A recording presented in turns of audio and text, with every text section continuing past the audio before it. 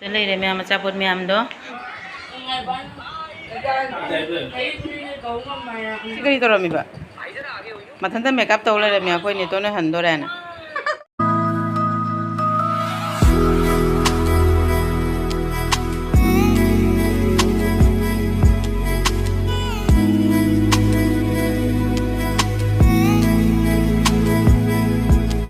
Hi ma'am, good morning.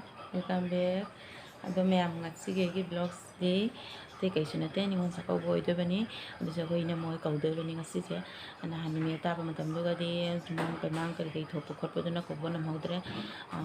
Ko busu ya de mama khotpo to ra minna. Aduna ngacdi se kai. Aduna ko ma kana to ra na ngacdi ka ba inga mo kari puna mag sing ju laksa le sing lak ko tane sing ai do. Ising pipe khai de na du mo. Sing du ko to na mo loi de. Aduga moi heji thorak te tore heji ngang mang na phone tore ba moi thorak pe tala bi tore na ha adu ma su nga le ba sakhi hala ani aduga kari nga po te ba di khang de ko adu mathel di jam ro chak su phai mana la ga thong ba ne ba nga si se aduna laga ko ma horen laga ko laga I hinjang na pili ge sembo ko pa me amda ni share to jara ke ina moi laga su in jara ke aduga ma'am minasi kay to ko sige no chakouba gi minasi minasi aduga haji akhoi nensi neton ne chobi lak to re no hairo dana akhoi ok pa chake tawri moi yoraga ok pa chakani choga neton nga lak to re na ok pa chapagi pham na ngai le re moi lai ai di koi chatori bani natra cha tambi hai taro hai chakadra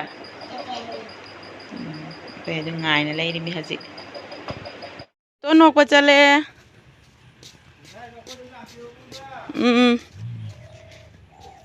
mama ga cha tombi ga netonga ne chobi ga lak pa ok pa tho I khoi haji mama ji na moi lai na hai ba to ok pa tho rai haji moi yo ba jing Dawdi jora ni ngak tang ai de da moi lai ena phone tawre daiga ichanupi ga o pathore ja to mi hai tawre hai khone to no ko lai mi ni chobi ko lai mi ko aduni me moi yora ga yeng lak moi ada lai ade gari se ga lai tuk tuk ida ai pe bai camera kap moi yore de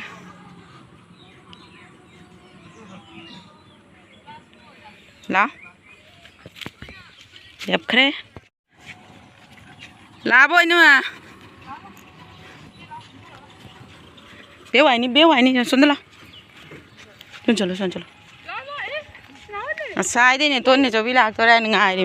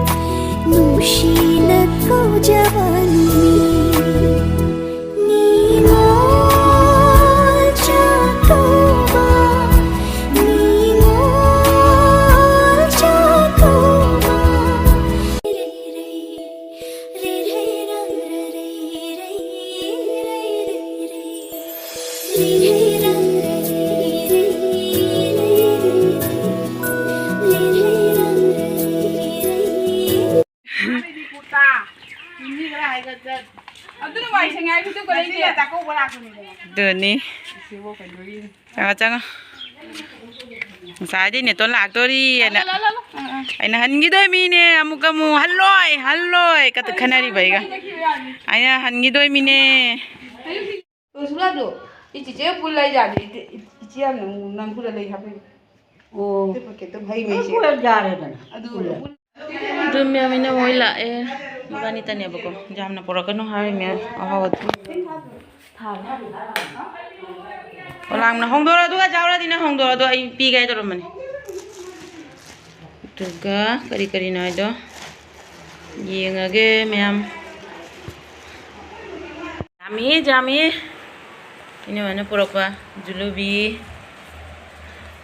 duga nimki sina jam leire đầu thuốc gì xin tu nào mà rồi nhắm giàu nhắm phục ra nên mà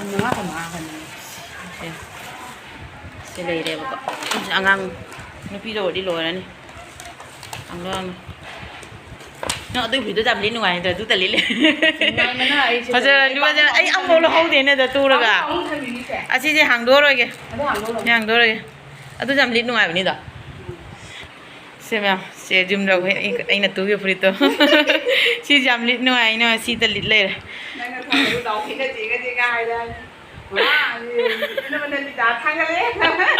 à cha con mèm lên đây xem mèm nó bớt quá chị chưa hàng đốt tri nè chị nó cái nó Rasgulla sẽ lên đây chị hàng đốt tri chị xua rồi chị Mahadev kì zoom lại cắt không मैं हिंजांग सेंगे तौरी ने मोय like from बगी तलाबी तौरी रा हिरो के दो अतनी ma'am nga su la nga su lai hai nga su pora bako sina kari kai thabi wow kai thabi ising jare ising thandana chakhum pathadana pipe tuna se ma'am mi kai thabi ju pora nya pam bai pot juga siga ngapa sina salad ki sabhi gajar kari ko sina kari simo da happy bagi situ antham sina khoina moina moina horen happy bagi happy bana bako kari athum ha duga sini fadigom original fadigom ni na sina hybrid na te se sini ha bu do me se original hawdong yam dang phuna ta la di phaba sida na nga leire sem na pora ai me kana to na nga tang sangam moi lai kuram badam jiong ge te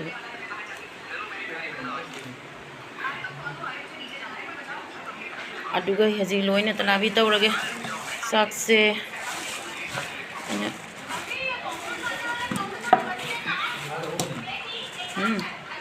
yare na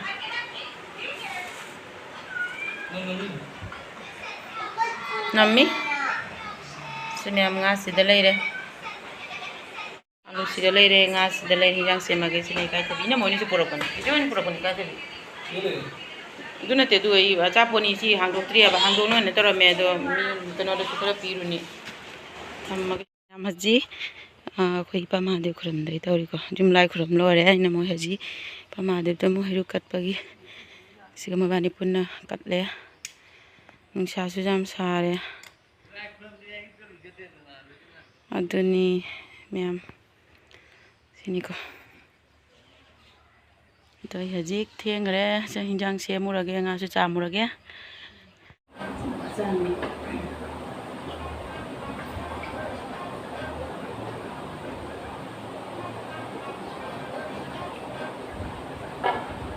dáng xe mua cái ngao chạm cái gì vậy cả xe ngao chạm rồi đấy hình dáng xe mà cái cái salad trong cái tàu là ní sữa gajar ga kabi ga tàu ga tàu tàu là salad trong tàu là ní và cha bún nhang xí mình tàu về và quay sát xe na đi lên xe na ta làm tàu ga lại một luôn một lan này gì bún nhang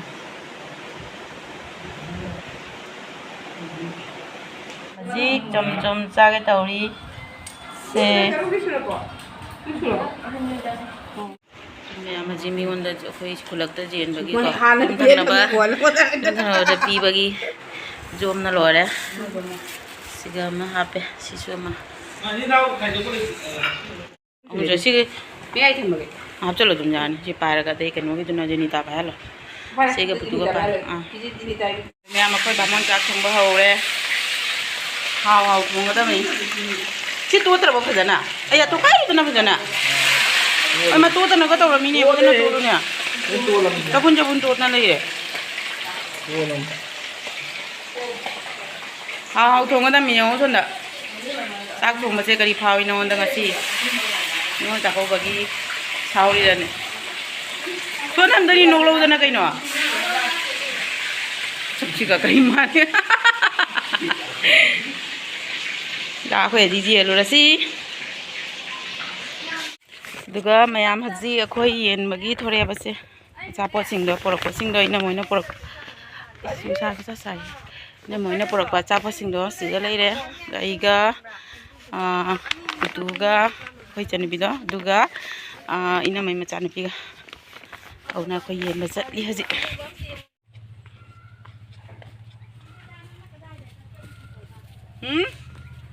khoi ada chapo sing do thimba Rasgulla sayam sai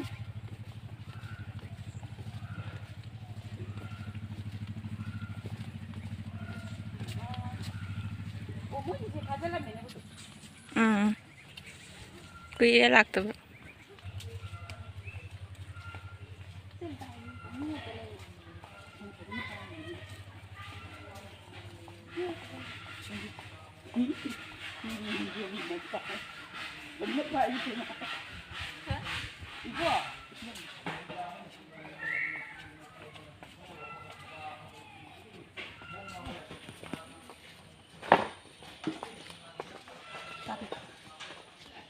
Ay suwali ay ginahin lumita.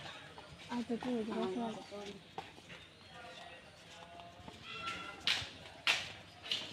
Hindi ka mo ito naman.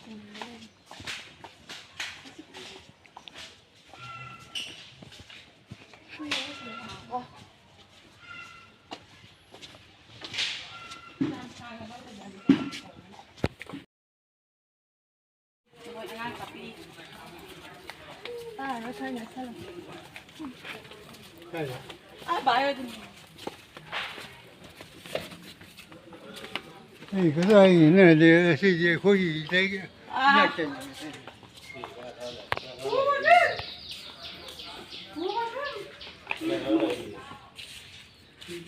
Mình thấy ta con mèo por đấy chứ. Để hai cho nào.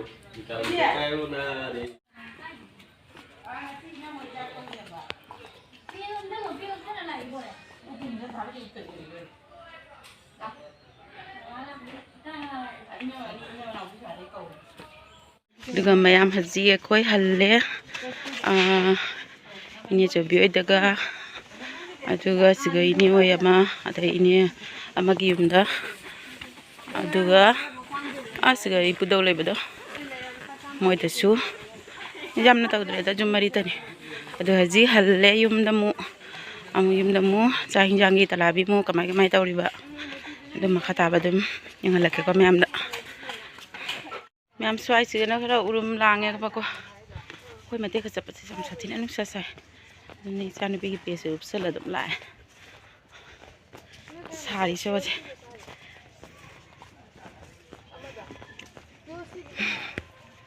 Ma'am I Suvali ngasi ne moi kawre mathang dai gi musala ne bako do su ma'am nai biramo ai gi chakouba numit ki blog thangalakani ma'am da yanganjarakani adoni ma'am ani ye mang chali ya putu na bani kana wangi ama ji lo ha sang gi bada tau je ko ine ma chan bi wang mana choran lam bang gi dore am sig lai re ko ma de ki khudei ga tawra ka koi phane ka tawra ka sikkat le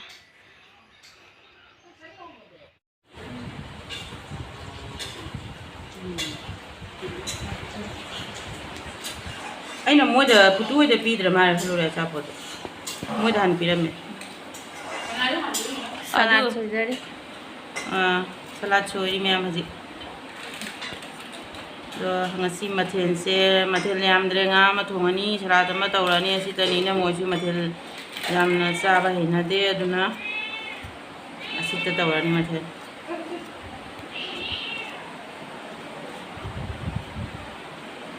aina ne pudi gom dina se leiru ba pudi ni hybrid ta phamba asi ji local na ba sina manam sibani sina akoi jo haure akoi jo haure chaure so ji marwani Rendra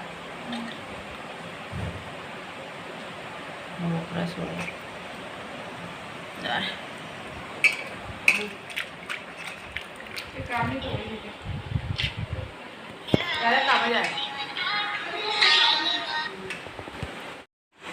kau cak thong kami setum nala deh jam wah ni nang jika tum nala deh mikir mana cak thong tu mẹ mà coi thi đấy tàu đi ra mồi nè đôi gì là cái mẹ đó cái gì mẹ mà chỉ chắc khai được tới cái phần tiền nó có đâu rồi đấy nếu bây giờ cái pullare số đếm dài nè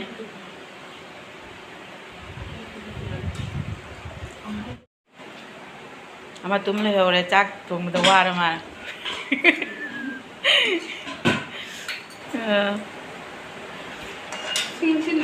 gom ni kun na sak ngai le le siga tawriyo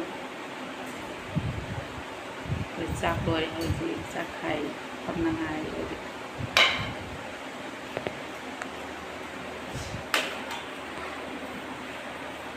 ko dong ta na le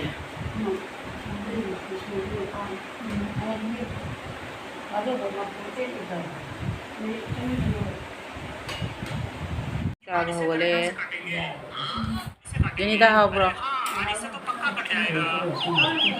Nah, boleh sabi sila le. Jangan. Kau itu lagi dah dah. Jadi cakap nama yang. Faham jadi boleh. Terus boleh boleh. Suka sih. Oke. Mana kantung lo? Siapa tu? Nami boy. Lông ra rồi cái lông này cái lông nào.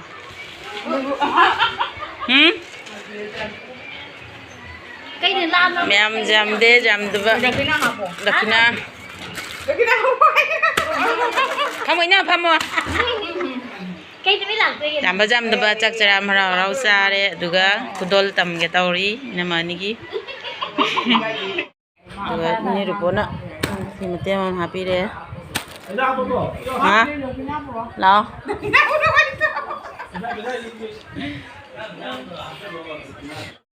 Juga sabun ga? Sabun pekha? Si hape tu na lao nang si lao. Kurang mau lao.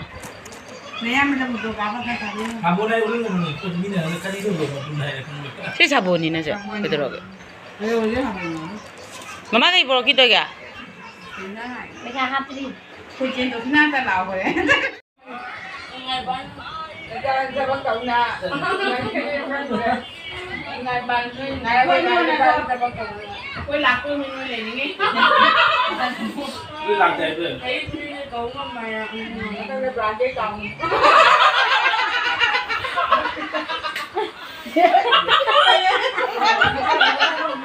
Bà để không được mà lấy nó thật lên.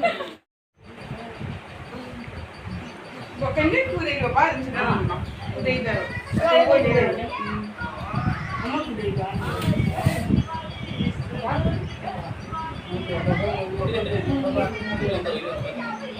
Manuai ba? Nuôi nên chỉ ai cái này. Manuai betul. Đây cái tàu à? Jadi pupuk akan nak kurang itu? Pupuk dah kurang. Blanket dalam dia. Ada tu bunyi. Kita Ang kurang itu ini. Ni pido kurang ini ho. Nanda biro ne. Ai sama nuôi rồi. Mari kang buat te manuai ba. Cak kurang mereka ni tu ni cobi jual tahu lah cak. Cái gì đấy kìa. Masa deh. Ở dưới sát chắc lên này. Ini sulai.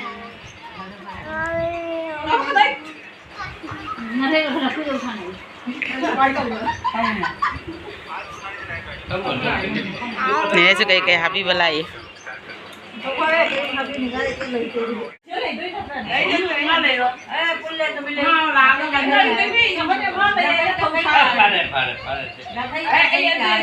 มีเนี่ยพัมยังไงเลยเดี๋ยวดูอะกันน้ำนั่นสิโลเลยนะkami amaji posai tam me posai mane kudol tam me na mogi doni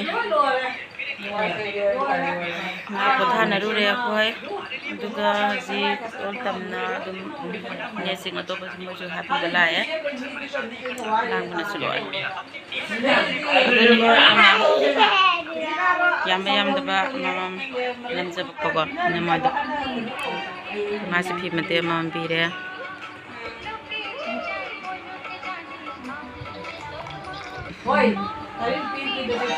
이제 그냥 자랄게. 그냥 자랄게 이제. 니빨 그래 봐라 봐.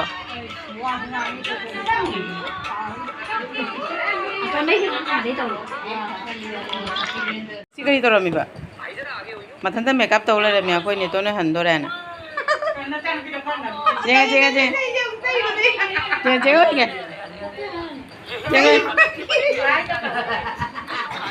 Pajareda. Sonda tora hai doro. Tora. Pajana pamu. Masa tu pamu pajana. Jangan ya. Pajareda ama ini matan tak kira kalai ramin.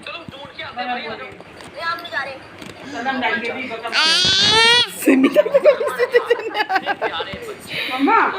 Mẹ magic ina moi handa gi tawre ada thindi ba thoklei moi lai khura mauri ko te si posai ka thi pai bi re ba ina isani bi tai chung se makeup mathantana phajana kyam kerama mase haitra madam ja to me mathantana khoine sonda langne ring da mar mathantana ke na le ramme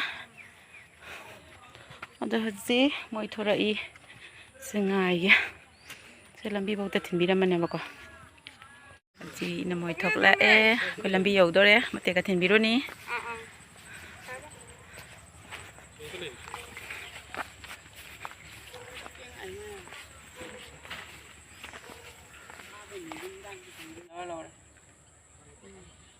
C निंगल chakouba कोई गाड़ी गाड़ी फज्जा बसी देंगे मसा ममाई देंगे Wow, kali lak tri haji ma'am. Bunga kali jadi hari ni khabar ini bijak dan nusi re memang ini baca pide. Gari tong mai thora kan ya. Gari ama mula. Pasai tum thang gala pide. Lao jatuh mila. Ya adro. Chalo ka don kham dori.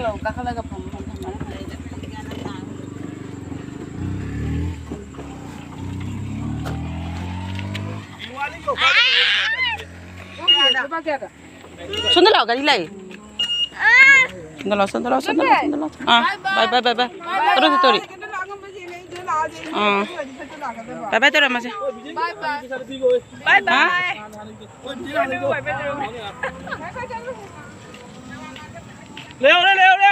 Leo re. Bye.